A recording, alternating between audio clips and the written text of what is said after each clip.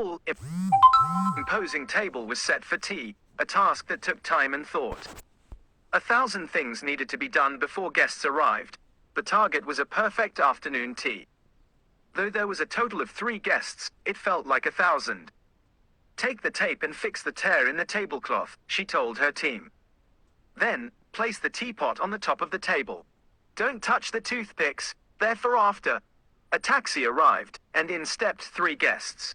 Thank you, they said in unison. This is a perfect time to relax. Tea is ready, the host announced. 2 sugars for you, and 1 for the other 2. As they talked and laughed, a thread of conversation emerged about their jobs.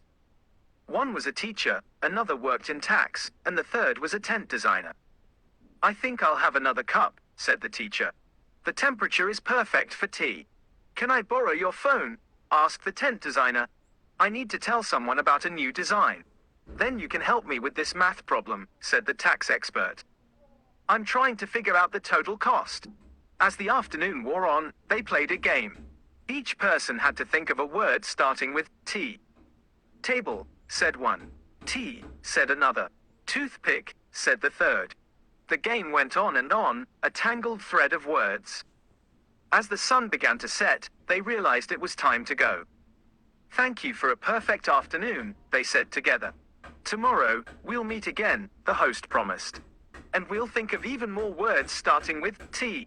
They left, their heads filled with thoughts of tea, talk, and the tangled tapestry of the afternoon.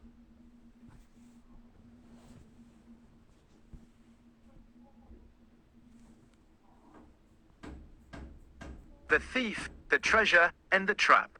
The thief tiptoed through the thick, tangled thicket, heart pounding like 1,000 tiny drums. His target, a treasure chest, was rumored to be buried there.